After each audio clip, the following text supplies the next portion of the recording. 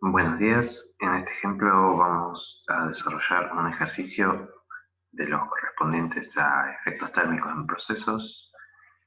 Como caso de estudio tomé el de un reactor adiabático y el problema dice lo siguiente. Tenemos un proceso industrial de alto interés que es la producción de hidrógeno a partir de la reacción de desplazamiento de gas de agua, que es monóxido de carbono más vapor de agua, da dióxido de carbono e hidrógeno. Y nos dice que tenemos un reactor adiabático, un reactor adiabático industrial que se alimenta con una corriente de 5.000 moles por segundo a 350 grados, con una composición del 10% de monóxido de carbono, 35% de agua, son nuestros reactivos de la reacción, pero a su vez tiene 35% de hidrógeno, 5% de dióxido de carbono, que son los productos de nuestra reacción, y 15% de nitrógeno.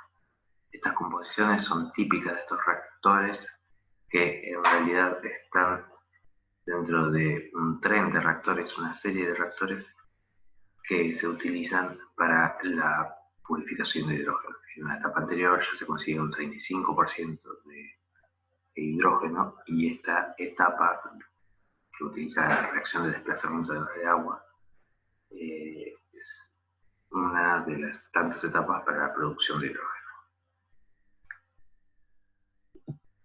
Como producto vamos a tener los mismos compuestos que a la entrada, debido a que, como nos dice el enunciado, la conversión de monóxido en el reactor es del 75%, es decir, solo el 75% del monóxido que entra se va a convertir. Ahí tenemos la reacción nuevamente y debemos aclarar que el nitrógeno va a participar de nuestro proceso sin reaccionar. Entonces, para poder determinar cuál será la temperatura de entrada, primero vamos a tener que saber cómo van a ser las composiciones de entrada y de salida. La temperatura de salida hay que determinar. Entonces, empezamos por desarrollar un balance de masa en nuestro reactor. Entonces vamos a tener las diferentes especies, las 5 especies que tenemos en nuestra mezcla reactiva, y vamos a hacer en la tabla una fila para el caudal molar inicial, el cambio que desarrolle cada especie y el caudal molar a la salida del reactor. Para el caso inicial, los moles de cada especie, el caudal molar de cada especie va a estar dado por el caudal total, que dijimos que eran 5.000 moles por segundo, por la fracción molar a la entrada. Por ejemplo, para el caso del monóxido, vamos a tener 5.000 moles por segundo por 0,10, es decir, 10%, son 500 moles por segundo. De la misma manera, si desarrollamos esto para las diferentes especies, vamos a conseguir 1.750 moles por segundo de agua, 250 de dióxido de carbono, 1.750 también de hidrógeno y 750 de nitrógeno.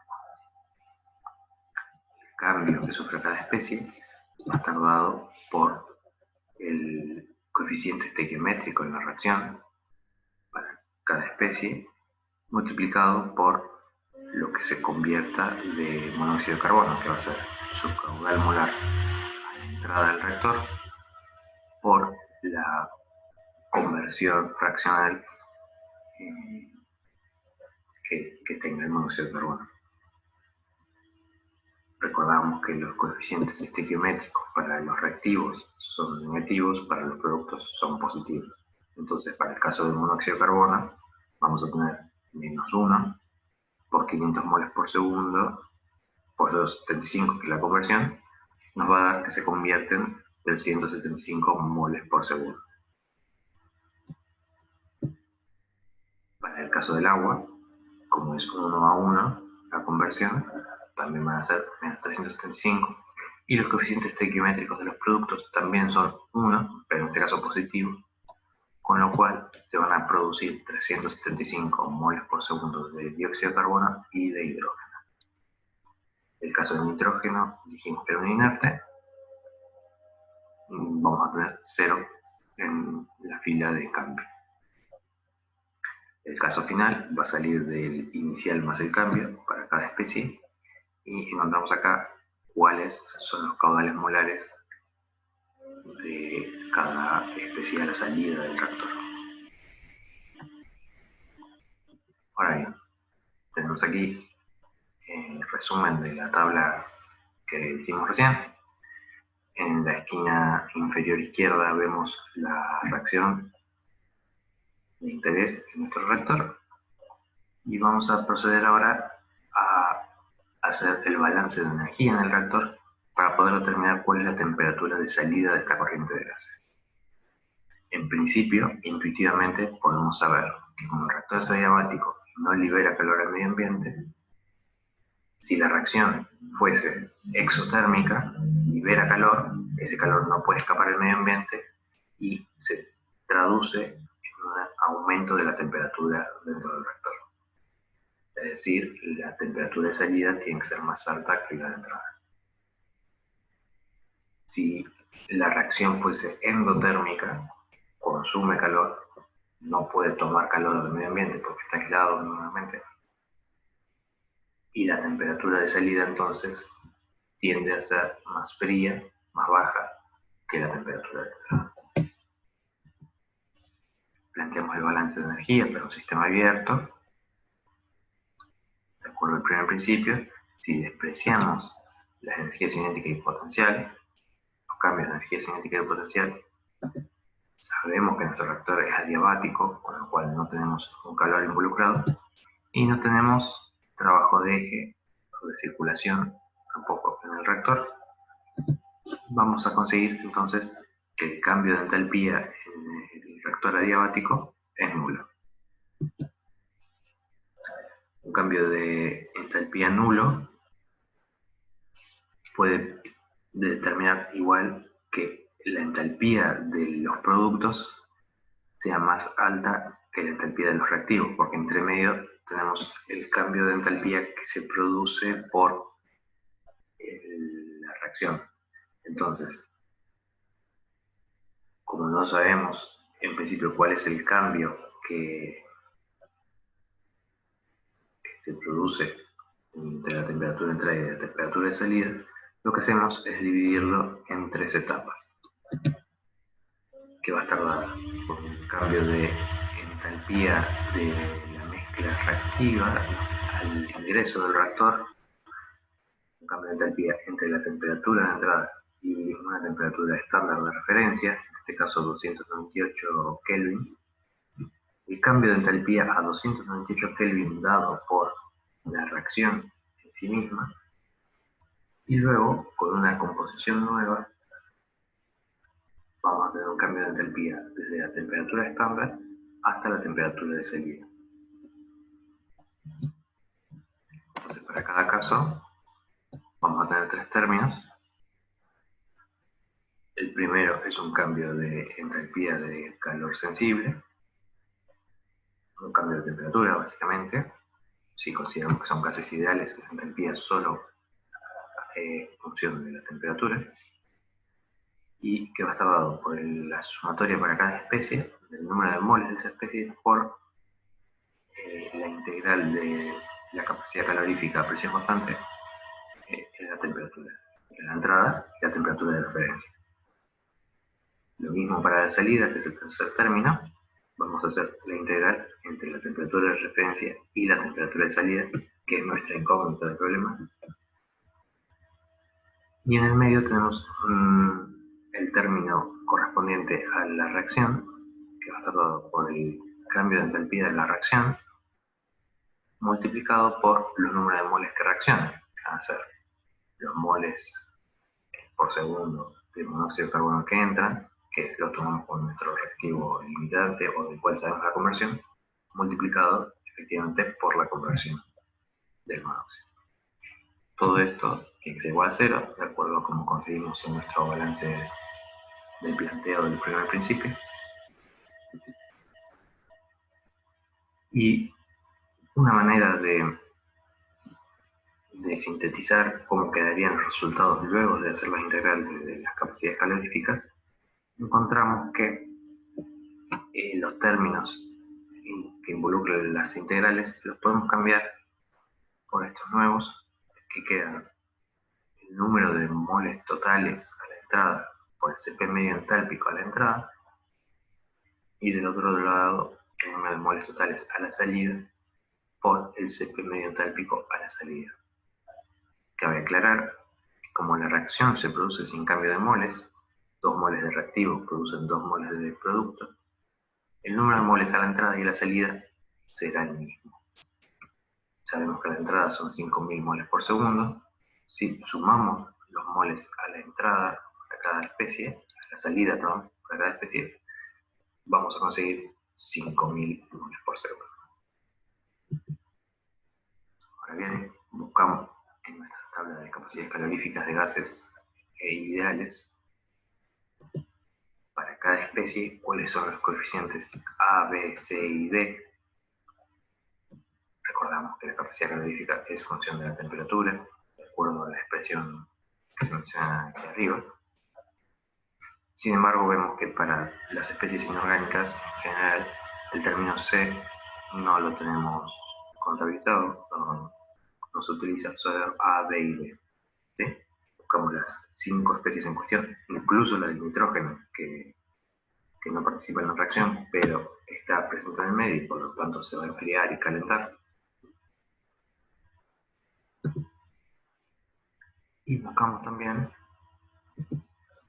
los delta H de formación que van a estar involucrados en la reacción. Aquí sí, no tomamos el del nitrógeno. De todas maneras, recuerden que lo de las especies simples, como el hidrógeno o el nitrógeno, se toman como de referencia un valor nulo de entalpía de formación. Bien, tenemos nuestro balance de energía y traemos los parámetros de cada capacidad calorífica para cada especie. A su vez tenemos los moles de entrada y de salida y vemos que el caudal molar de entrada por el CP medio entálpico lo podemos expresar como la sumatoria de los moles de cada especie por la capacidad calorífica de cada especie. Entonces, vamos a multiplicar los moles de cada especie por los parámetros de cada especie y hacer la sumatoria de esos resultados. Conseguimos 17.270.5 y lo mismo podemos hacer para el B y para C. Conseguimos 4.260.5, 82.25.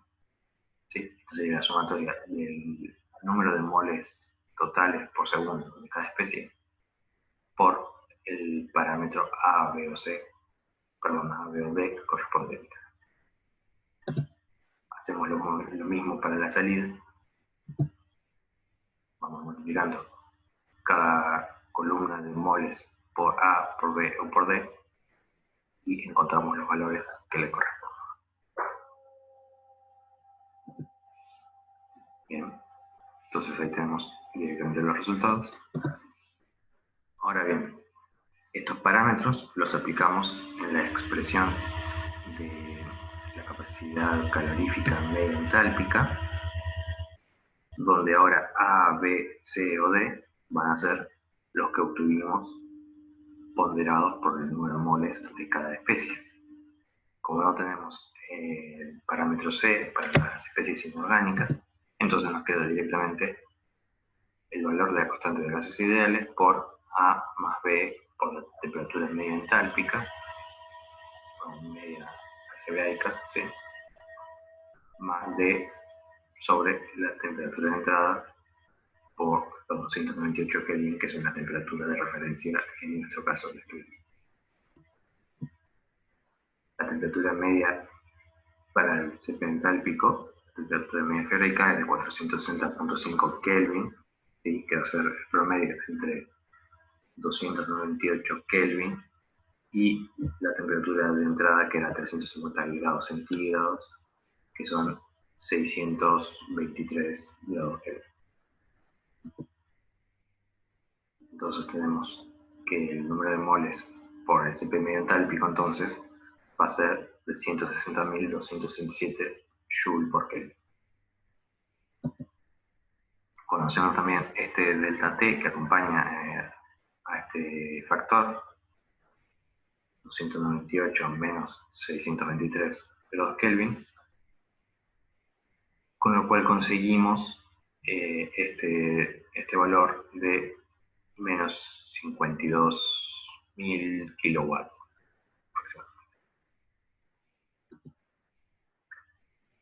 Para el segundo término de nuestra ecuación del balance de energía, necesitamos el delta H de reacción a 298, que va a estar dado por la sumatoria de los delta H de formación de cada especie multiplicado por su coeficiente estequiométrico.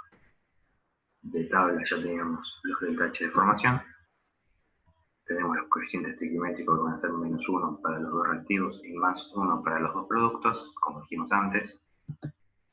Entonces conseguimos un delta H de reacción de menos 41.096 Joule por mol, es decir, sabemos que nuestra reacción es exotérmica ahora y la temperatura de salida tiene que ser más alta que la temperatura de entrada.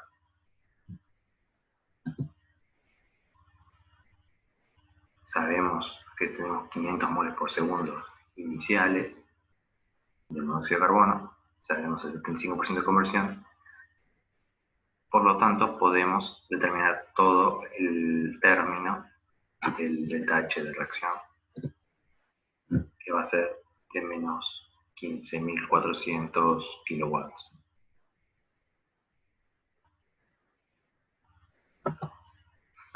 Por último, entonces, resumiendo, vamos ahora a determinar cuál es la temperatura de salida. Tenemos nuestro delta H de entrada, menos 52.000 kilowatts. Tenemos nuestro delta H de reacción, menos 15.400 kilowatts. Pero no tenemos la temperatura de salida todavía. Entonces, llamando a este término delta H de entrada y a este segundo delta H de reacción, podemos despejar la temperatura de salida ahora y nos va a quedar esta expresión. La temperatura de referencia de 298 menos los dos delta H de estos dos términos, dividido el número de moles totales a la salida por el CP medio entálpico a la salida. Sin embargo, el problema de estos problemas, valga la redundancia, es que la capacidad calorífica media entálpica de la corriente de salida es función de la temperatura que queremos hallar.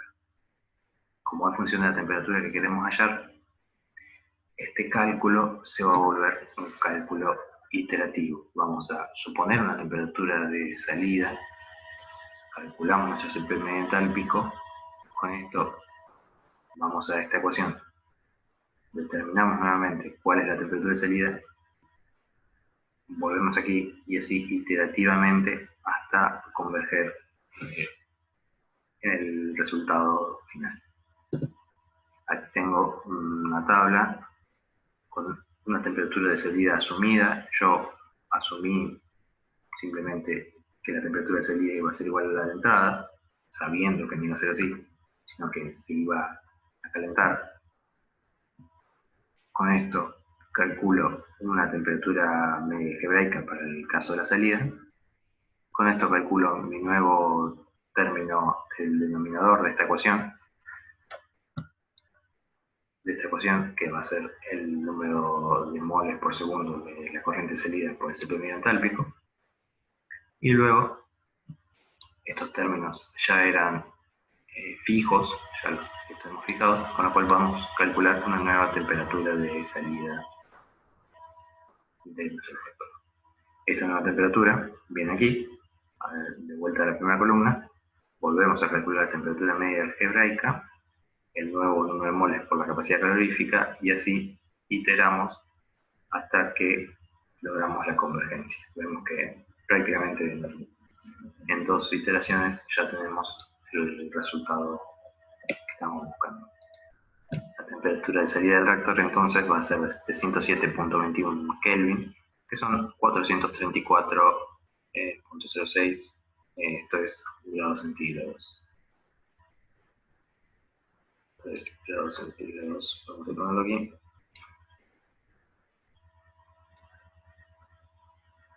Grados centígrados. Bien, entonces vemos que tenemos un aumento de 84 grados entre la entrada y la salida del reactor.